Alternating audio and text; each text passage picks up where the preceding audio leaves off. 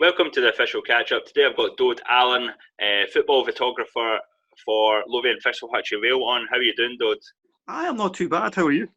Yeah, doing good. It's a bit annoying today because the sun is shining. It looks like a beautiful day. I probably would have been at the end drill this afternoon, but sadly it's not to be. It's a shame. It's a shame that Saturdays were good. Like, Yeah. In terms of yourself, Dode, I know people might not know this, but we've spoken before, obviously, at the Macmillan charity game that we were at last year. And you've never been on the podcast, but like I'm sure people are aware of the work that you do for the likes of Lothian Thistle and the Saughton Sounders as well. Yeah. So I basically pester the teams, turn up at their games, stick a wee action camera behind each goal, stand somewhere near the halfway line, and just try and catch as much of the footage as I can of the game, and then cut it up however the teams want it. Typically Saturdays I'm with Hutchie. I've done pretty much all their games this season apart from the first four. And when I can, I try and catch up with some of the amateur teams on Sundays. Normally, if Saughton are playing at home, that's about 5 minutes walk from my flat. So yeah, I go down and catch them. How did you? I know you've kind of been around for a wee bit, Dode, and you've obviously been at various sort of East of Scotland teams and whatnot. But how did you first start getting involved in this in football? So basically, I think I'd put my back out, and I was due to be playing in a fives game with my work, and yeah, I couldn't play. I put in my excuses, but I decided there'd been a fair bit of banter, so I decided I'd go along anyway and just watch. And I figured, why don't I just bring my camera? I had a half decent camera for a while. I'd kind of been fiddling about with it. I think I put it down and ignored it for a while, and I thought, look, I might as well get it out and use it. That was probably 2015. I think that's when my first video was on YouTube, and it's literally just it's literally just highlights from my work, fives, kickabout, just for a laugh, really, just to take the mick out of some of the boys. And yeah, I did that 2 or 3 times. For the work guys, and then one of my mates at work, Kevin Fitz, he asked me to come along and do some games for his amateur team. So I think over the space of a couple of years, I did 3 or 4 games for him. He'd chuck me some beers, I'd come along and record his game, and eventually I figured, look, there's loads of amateur teams around, so I might as well start making myself a bit more busy. I started asking around, and I started doing fairly regular games for the likes of Victoria and Tollcross Thistle.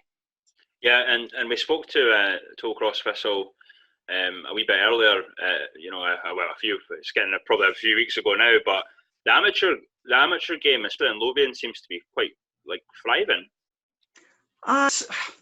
Like everything else, there's kind of levels to it. So there's certain leagues which are kind of struggling. Boys are it's losing attention a wee bit. Some teams are folding, but at the top of the amateur game, when you're looking at teams like Sandys and like Tollcross, the level is really high. I've seen a lot of East of Scotland football over the course of this season, and Sandys and Tollcross in particular could probably handle themselves in the East of Scotland without a doubt. Really organised teams. Who they play a nice standard of football. It's not what you think when you immediately think of amateur football. Like it's not just a battle. There's some really decent football with guys who've played at a good level as well. It's not just guys who've never done anything. It's a lot of guys who've played at a good level, and for one reason or another, they prefer playing at in this league. So no, I've been really impressed with the amateur games that I've been to. Yeah, and you mentioned obviously Sandy's there. I know of a few guys that are obviously there that used to be in the Lowland League and higher up, and it's I did see something on Twitter a few days ago. I don't know the details behind it, but obviously Sandy's put out that one of the East of Scotland managers was sort of looking at their players. Let's put it nicely. Yeah, I saw that. No, that's to be honest. If you're an East of Scotland manager, not all those teams have huge budgets. and you'd be daft not to look at some of the amateur teams, in so much as looking at some of their players. I know that when I was at Craig Royston at the start of the season, I know that we did take a few guys from the kind of higher amateur leagues around Lothian, and yeah, these guys are all a good level of football. Yeah, and you mentioned your time at Craig Royston. I remember sort of messaging you around that time because it was a difficult season for Craig Royston. They could basically put a team together at some points. It was very, very difficult for the club, and it was surprising because Craig Royston, they're in that area amongst other clubs, and I think it was surprising more the fact that they couldn't get players, but they've got a lot of competition in that area that they're in. Yeah, when you're in kind of central Edinburgh, there's a lot of competition for players, and there's a lot of competition for support. With the likes of Craig Royston and with Hutchie where I am now, you're pretty much in the support area for Premiership teams. Like at Hutchie, you're pretty much in Hearts country. At Craig Royston, you're pretty much in Hibs country. So to try and get supporters along, to try and generate some revenue, to try and generate some interest, it's difficult. And so far as teams, there's a lot of teams in Edinburgh City Centre who are all vying for the same kind of level of players. So it's really kind of what you can offer, in so much as pay and so much as facilities. That kind of tips the scales a wee bit. So when like with both teams, both with Craig Royston and with Hutchie, you're coming in with new management groups, new coaches, and it was an eye opener to me as to how hard it can be to come in and basically start a new team. You won't get a lot of the old boys sticking around. In the case of Craig Royston, I think maybe we had 2 or 3 guys who stayed from the previous season, and everyone else had to be brought in. And it's an eye opener for just how hard the job of being a coach or a manager of an East Scotland team is, in so much as player recruitment. Yeah, and I know I'd seen obviously that they were really reaching out. Obviously, when Jordan Sheeran was the manager there, I think he was finding it quite difficult. And I think that was his first management job as well. He's now back at Cowdenbeath, or he was obviously, but not an easy job to come in and do for your first sort of gig. Aye, so I think I was at Craig Royston for 10 games. I'd seen I was alerted to an ad on Twitter by one of my mates at work. He said that he was considering joining Craig Royston. Him and a couple of his old friends from amateur times had been asked to go along and try out. And he said that they'd been advertising for a videographer. And yeah, I'd never really seen it advertised before. I'd never really seen someone even call it that, to be honest. I was more just the weirdo turning up at random amateur games with my camera. Occasionally teams would ask you, especially if it was like a cup final or something, but this was a team advertising for a guy to do the whole season. And I was quite keen to kind of follow a team for a season, go to all their games, try and get a bit of narrative, tell a bit of a story. So yeah, I went along and spoke to the guys. At the time, it was Dave Kinross and Mikey Wilson. And yeah, great guys. And yeah, they really sold it well to me. We ended up becoming good mates. And there was a good group of us trying to help Craig Royston along. And regardless of our efforts, it didn't work out. But yeah, to be honest, thinking back, doing that, following a team in the East of Scotland for those 10 games, pretty much as soon as Mikey basically stepped down as the manager of Craig Royston, all the guys who were with him, his assistants, the physio, myself, we all stepped down as well. And in the space of a few days, I think I had maybe 5 East of Scotland clubs get in touch, basically asking if I'd be interested in going along. Brilliant, man. It's obviously a testament to the reputation and the good work that you're doing, that you had offers. Certainly, well, there's a fair few guys sort of jumping on the bandwagon of what you're doing at clubs and stuff. But from what I gather, there's a lot of clubs that are sort of seeing the importance of the sort of thing that you do now, in terms of maybe just looking back?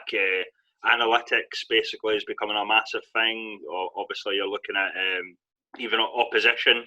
If you've been asked to maybe go to an opposition game and scout them, it's brilliant to see this sort of stuff at non-league. It's not something I would have really expected when I first started getting involved, but I've seen more and more of it this season. Well, like the thing is, most people have access to a mobile phone with a half decent camera on it. You know, so equipment-wise, you don't need much to be able to get a good representation of the game that you're watching. And like I was saying before, the job as a coach or a manager of non-league football is hard enough. You need to try and find an advantage wherever you can, and if that means having a guy who's going to record your games and make them available for you to watch back, if that's going to give you that wee advantage over some other teams who are maybe not doing that, then why wouldn't you do it? So from a player development, from a coaching level, it's a tool where basically you have the factual evidence of what happened on the pitch. So it's not a matter of kind of he said, she said after the game. It's not a matter of opinion between players and the coach. It's a fact. Like, here's the footage. Here's what happened. For good or for bad, you know, highlighting good things as well. It's not just pointing out mistakes, but even just on a confidence level, certain players do enjoy seeing their games back, seeing good things they've done. You know what keepers are like. Keepers particularly are quite emotional, quite sensitive players. Being able to show them all the things that they've done right, to try and build them up, to try and make them more confident, to say, look, here's footage of all the times that you came and claimed the ball. Here's all the footage of you of your positioning. If that just gives a player that little extra confidence that you might not have had before, then again, that's an advantage you've got. And that's before you've even started thinking about the kind of social media side of things, when you're trying to get your team more attention. Obviously, if you've got goals, if you've got saves, if you've got like periods of play that you could stick wee clips on social media, it just makes your team look more attractive. It gives people a bit more something to watch. You know, if you've just got a Twitter and you're just putting out the scores, that's only going to keep people's attention for so long. But if you can actually give them something to watch, if you can kind of give them some native footage on Twitter, for example, or on Instagram, then that you're giving them some actual content instead of just saying, we had a game, here's who played, here's what the score was. You're actually giving them some actual football. And again, teams at this level, it's that hard to try and get people interested that you've got to use everything that's available to you.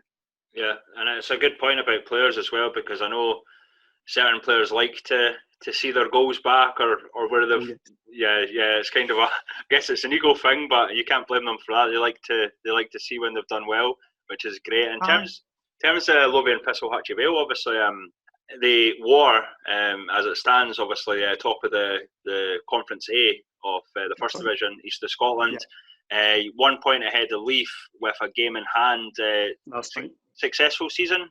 It'd been a great season, to be honest. One of the guys from Craigroyston, from my time there, he effectively transferred from Craigroyston to Hutchie, and he knew that I lived in the Hutchie area, and do you want me to put in a word for you? And I said, aye, why not?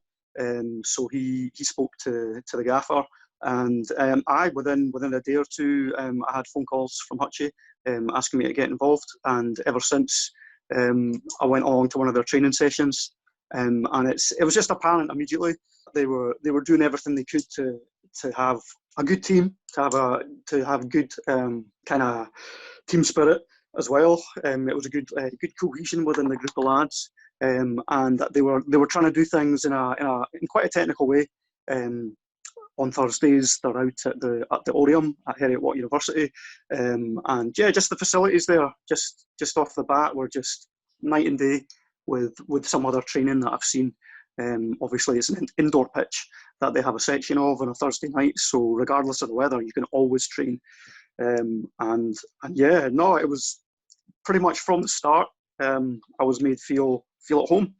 And it became almost as much of a social thing as it was a football thing as well. So I can't, at this moment in time, I can't really see myself at another club. yeah, we've already started kind of planning for next season as well. I know a few players have signed on for next season, and yeah, myself, I've pretty much committed to being there next season as well. So yeah, no, it's been a great season. I think we've lost 2 games to Heriot Watt and at home to Edinburgh United. Every other game we've put in a good account of ourselves. We're maybe not scoring as many goals as the likes of Tynecastle, but if you look at the results we've had, we drew with Tynecastle, we drew and beat Leith, we drew and beat Dunipace, and we've beaten Canoe. So all the teams around us, we've had positive results against them. So yeah, it's been an exceptional season. That's excellent. That's excellent, Dode, and obviously, I think we're all missing it. Football and speaking to your mates and whatnot. I don't think WhatsApp and Zoom. I think it helps, obviously, but it's not quite the same. What are you doing to sort of get yourself through this period, mate? I like you say, WhatsApp kind of continues. There's still plenty of banter to be had. Obviously, the coaches are trying to keep the guys active in a safer way as we can. So obviously we're all allowed kind of government mandated exercise once a day. So there's various running drills getting given to the guys. I think I tried to keep up for about 3 runs before I did my back in again. So I had to pull out of that. But no, we're all trying to keep busy. We're all trying to keep our eyes on it. You know, there's things that we can have an effect on, and there's things we can't. You know, so player fitness, kind of player interest. You can do everything you can to keep that going. Obviously, there's nothing we can do about league restructure or about what's going to happen to the rest of the season. But yeah, we can just prepare for the eventualities that are going to happen. So, say if the league did start in 12 weeks' time, then yeah, we can do everything we can to try and keep players on it, keep players fit, make sure they're not just sitting around. We've got a lot of guys in our team they take their football very seriously. So they're all trying to outdo each other on these kind of running trials. We're all posting our times. We're all just trying to stay on it, and try not to dwell on the fact that we're all stuck indoors. I'm fortunate myself in that my day job is easily doable from home. So I'm pretty much sat in front of my computer all day, every day. It's a change from normal. Obviously, I've got a young daughter, I've got a dog and a cat and a wife. So it makes working at home a wee bit different. But there's a lot of guys and a lot of companies out there who are struggling, who don't have work at the moment. So I'm lucky in a way. And I guess that's kind of fortunate that I've been distracted almost from everything that's been going on during the pandemic, because I've been working quite long hours. So yeah, at the moment it's just a busy work period for me. I haven't had too much time to sit around and watch Tiger King. That was when you find the time, it's an interesting watch, by the way. Seriously. I know it looks pretty surreal. I think I'll probably have to catch up on it. Yeah, I can't remember who. I think it might have been Ching of Gala, but I remember speaking to to a few of the guys while doing the pods about that Tiger King. Like it's funny. Recommendation for Tiger King if anyone's bored, other than listening to the podcasts, obviously. But obviously, Lothian Thistle Hutchison Vale, they've kind of came up in a lot of conversations with like Sean McCurdy, Aidan Quinn. They have a reputation for attracting pretty much the best players around that area, and you know they've had that reputation for years. You know, are you involved in a lot of the youth sort of development at all in terms of videoing their games or whatnot? I've done the odd game. Obviously, I'd like to be involved. Obviously, the team's got a very good kind of heritage in youth development, but it's just finding the time, to be honest. Following the senior team, it can take, like physically, it can take maybe 5-6 hours on a Saturday, and then you get home and you're looking at least 90 minutes on 3 different cameras. So the editing process can take anything. Yeah, it can take at least as long as the time that you've spent getting to the game. recording the game and coming home. Typically, I'd try and get the video out on the Saturday night, just so it's fresh in players' minds. They can see exactly what's gone on, the good things and the bad things. So I haven't had that much extra time to kind of help out with the youth side of things. I have done some games, and I'm going to be involved in some more stuff in the future that I've spoken to some of the guys about. But yeah, it's just kind of trying to find the time. It's not something you'd really want to kind of do a half job on. Yeah. A lot of people are bringing their kids to Hutchie because of the reputation. You know, it's got a long history of developing international standard players, and yeah, you want to treat that with the respect it's due. You don't want to kind of go in and do a kind of part-time job on it. Yeah, I agree, mate. And obviously, yeah, I know about editing myself, and I'm only on the audio side of things mainly, and it still can take with rendering and whatnot as well. It can take hours. So yeah, I know that sort of side of things too. Obviously, doing the likes of YouTube as well. So fair play to you, mate. Fair play. It's a lot of time and effort, but and it's good that you've developed a relationship with the club that and a good standing with the guys, because I think sometimes it's hard to go into a new club and basically have a relationship sometimes with some of the guys. It is hard. I'm a pretty awkward human being at the best of times. So turning up at someone's football team and being like, "Hi, I'm the weirdo who stands at the side with a camera." It's a bit of a strange intro. But no, like I said from the very start, the guys at Lothian were more than welcoming. They'd seen some of what I'd done previously, so they were quite keen to have me along, and it coincided with good form, you know. So guys want to see their games, they want to see the highlights. You've got guys who are coming from a really good pedigree. You've got some guys who are coming up, you know, who are perhaps looking at a professional career, and yeah, they want to see their performances, they want to see their development. Obviously, yeah, you will get strikers and goalies in particular, perhaps asking for particular footage. But I know it's nice to be wanted. You know, it's nice for people to actually want you there. It's like I said, it's become a big part of my weekend. And yeah, even on the social side of things, I've dragged my camera along on a few nights out and pestered the poor guys, and got some pretty good pictures. Aye. Yeah, I'm not too sure about the night pictures. I don't know if they'd want to see them again, Yeah. but no, there's been some good times. But like you say, you're turning up kind of unannounced to the players as such.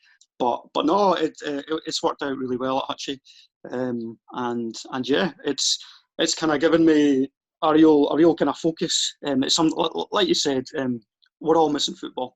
It was a big kind of part of my week, kind of building up to the Saturday. I'd go along to some of the training as well, trying to catch some footage to see if there was stuff we could use in the social media side of things there. So yeah, it's a big part of my week. Obviously, we're trying to keep ourselves busy, kind of planning for next season. And it's kind of given me. It's got me more involved in photography and videography. Obviously, when you're doing something, you want to do it as best as you can. And it's fortunate that amongst photographers and kind of video folk, a lot of these people are quite approachable. You know, I've reached out to other guys for advice. I reached out to Dougie Penman at Pennycook, just to ask him some questions about how he done it, because obviously he's been doing it a lot longer than me. He's been at a good level of football for about 10 years now. So I reached out to him asking about kind of his editing process.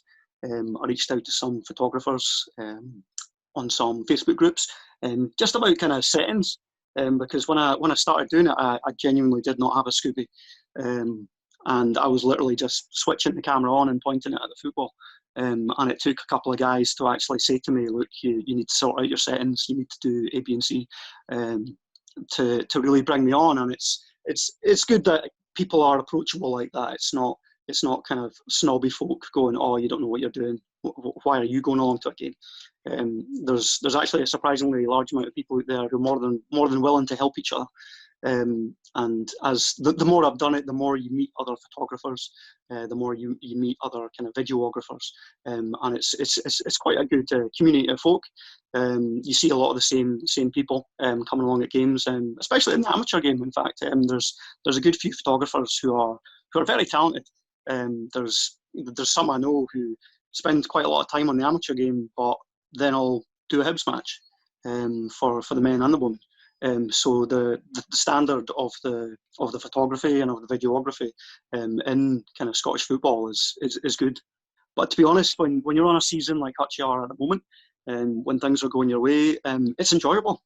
You know, I don't mind sitting and watching the games back and trying to cut out bits that we might need because you're winning. You know, you're scoring, you're playing good football. It'd be maybe different if we were getting beat every game, but yeah, it's been an enjoyable process this year, and I just hope I can keep kind of developing myself as well, and doing what I'm doing better. I'm usually with Mark McCabe at Kelty, who does a fantastic job with the highlights and stuff, and I know how much hard work he puts in to all the work he does, and it's difficult. I think people I've never done the sort of social media side of it, the highlights. I don't know if they fully understand how much, especially for time commitment it is. I know you just kind of, it's mental. Like I learned that through my media work with not only, you know, the Catchup, but certainly Kelty, and it's. But the good thing is it gets appreciated, which is great. It gets appreciated by the players, the management, guys, you know, in the committee, the clubs basically, and that's kind of what strives you on to do it. And especially the feedback from fans is usually pretty decent as well, because they see that extra effort getting put in to the work that you're doing, and it's great. Yeah, exactly. To be involved and to try and improve the product, I guess. If you're looking at football in general, you're trying to improve your team's kind of public offering in a way.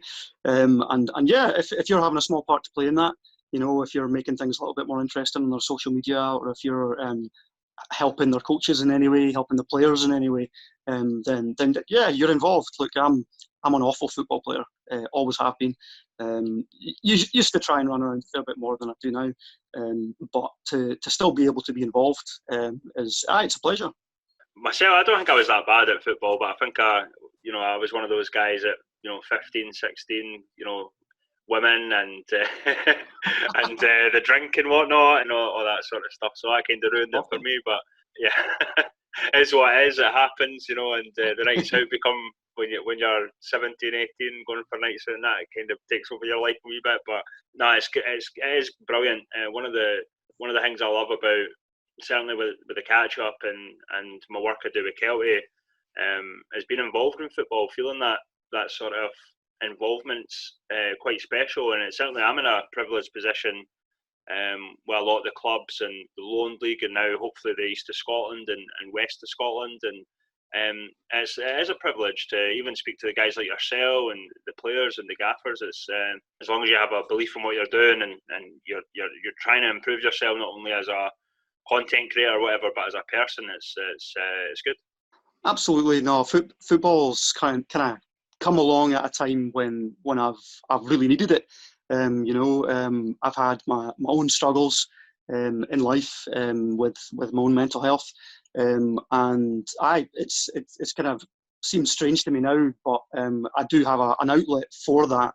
I have support for that through football.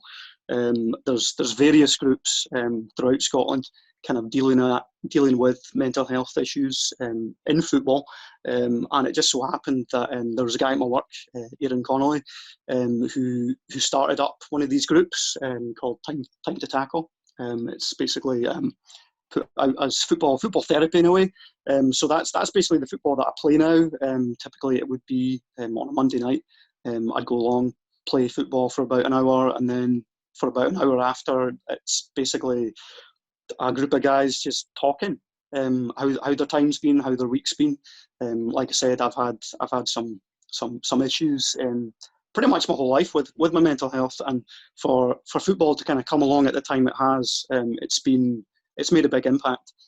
Both kind of the the kind of social worth of being involved with Hutchie, and with the more kind of personal talking about your own mental health with Time to Tackle. So no, football it plays a big part in my life, through things I want to do, through the videography, through being involved with the East of Scotland, but also through kind of a support network as well. Yeah, definitely, and it's one of the things that always ask the guys how they're getting on through this, because mental health is such a big thing, especially now. Everyone is, they're out of the routine. Again, obviously it's Saturday afternoon and I'm not at the football. We're all missing it, but as long as you've got people to talk to, I think I've said it before, Dode, but even the likes speaking to yourself gets me through the day, because I, at the moment I can't see any of my family, so it's a bit of a struggle that way. I can obviously speak to them on the phone or message them and stuff, but it's not quite the same, So these certainly have helped me get through the last sort of 2-3 weeks. So yeah, obviously I appreciate it, and I hopefully, I keep saying this, but I do mean it. Hopefully, it's helping other people get through the day as well. No, absolutely. I've been listening to quite a few of the kind of pandemic era podcasts that you've been putting out, and it's been fascinating for me. Obviously, you have been touching more upon East of Scotland recently, and even on the amateur game. So you had the guys from Tollcross on, you had the guys from Tynecastle on. Yeah, no, it's been good just to have something to do with the football that you're involved with, to listen to. Obviously, we can't watch the games, we can't go to the games just now, but even it's interesting hearing from people's kind of personal experience, because I only know kind of what I've done recently in football, but to hear other people's experiences, who are kind of at the same kind of level, it's been fascinating. I think what you guys have done is really helpful. It's interesting. Obviously podcasts have really taken off in the last kind of 10 years or so, and why shouldn't there be stuff to talk about in so much of Scottish football? Because there's literally thousands of people involved, and yeah, there's plenty to talk about there. So no, you guys are doing a great job.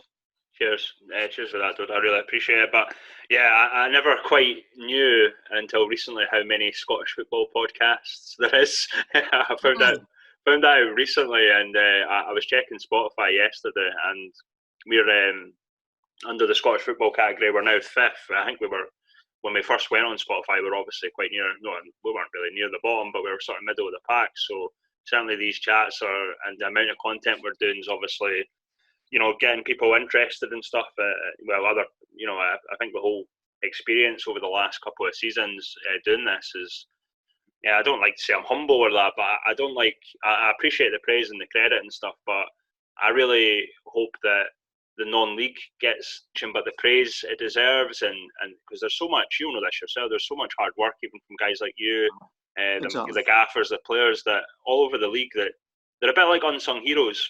Absolutely. Even just guys standing on the turnstiles, taking the ticket money, the guys who cut the grass, the folk who make the cup of tea, the folk who do the bovril and the pies, and there's the people on the committee, the ball boys. There's so many people involved at this level of football, that yeah, it's a big part of their lives.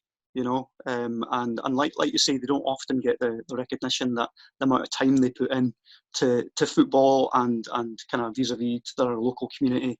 I don't think it gets the recognition it deserves. Yeah, certainly right, and I think hopefully this is used as a platform. Certainly more recently with players and managers. I mean, we've obviously tried to go to training sessions and stuff, but like you usually get about 5-10 minutes. With this is a great opportunity in terms of getting to know the guys a wee bit better as well. I've had a few half-an-hour conversations, some conversations off the record that went on for a wee bit longer. It's great, and you kind of touched on it a wee bit, Dode, about Hutchison Vale and a lot of the videographers and stuff that you've talked to and that. But everyone at this level, I don't think I've found anyone that's not been at least approachable. And there's so many great people involved in football. And you could probably include higher up as well, but certainly in my experience, this level is just, it's pretty special how so even some of the older guys that are just fans, they always sort of have a a smile. You can put a smile on your face with some of the stuff they come out with. It's great. Absolutely. You kind of even just through this season, I've kind of bumped into quite a lot of the same people again and again, and you kind of get to know that the guys are going to kind of come along and make their opinions known. There's a few away supporters in particular who've kind of stood out.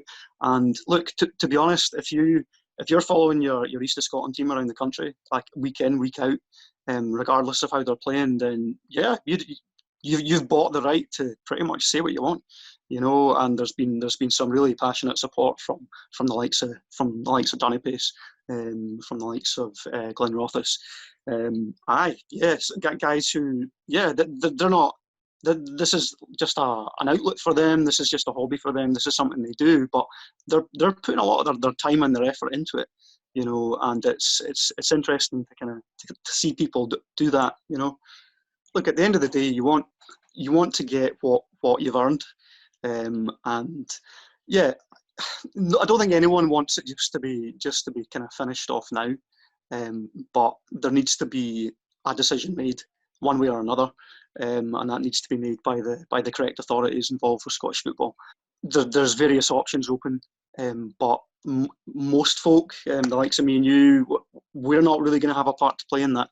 We're not going to be involved in that decision-making process, so you just have to prepare yourself for every eventuality. Obviously, no matter what happens, there's going to be people who are going to be disappointed. There's going to be people who will probably feel that the work they've put in this season has perhaps been wasted. But you've just got to get on with it and make the most of it. Obviously, in our conference of East of Scotland, we're top of the league by 1 point and a game in hand. There's not much in it. I feel we've played very well against the teams around us, but I'm sure if you spoke to guys from Leith, from Dunipace, from Kinnoul, they'd all probably feel that they're still in with a chance in the games left to play. If you look at the other conference, it's an even harder situation in that Tynecastle are so far ahead that if the season was just to be kind of null and voided and there was no promotion, all that hard work and good play that they've put in would be wasted. So no, I feel for teams in this. It's a hard scenario to be in, but at the end of the day, it's really extraordinary circumstances that no one could have seen coming. This is a worldwide event that no one could have predicted. So yeah, you just have to make the most of it. I know it's easy for me to say, but you just have to get on with it. Yeah, and I think that's the important thing. Just have to go on with it, as you say. It's sometimes a hard thing to do, but as long as people are getting through the days, that's what matters. And if they're ever feeling down about things, you've kind of mentioned obviously. There's places, there's people to speak to. If it's just their mates, if it's not their mates, then I'm more than happy to have a chat with someone. I don't like to make myself too available because I don't know if I'll might be speaking to someone or doing other things, but certainly if it got to a really bad point, I would rather someone reach out to me and maybe talk to me. It doesn't have to be a recording or anything, just I'm there basically is what I'll say. But no, I really appreciate you coming on, Dode. It's great to get a wee bit of an insight into your work, and obviously the Lothian Thistle Hutchison Vale, who I think we've probably got a point where we probably need to reach out to more of the Hutchison Vale guys, I think. I'm sure they're not taking it personally. Because we've kind of just referenced them, obviously, with guys that have been there and at the club, and obviously the reputation they have for youth football. It's certainly something I'll need to consider and send them a wee message just to see if anyone would be interested. But delighted. I'm sure they would be, mate. Sure they would be. Yep, I'm Dode. It was a really great chatting to you. Obviously, keep safe, stay well, mate, and all the best. You too. Take care.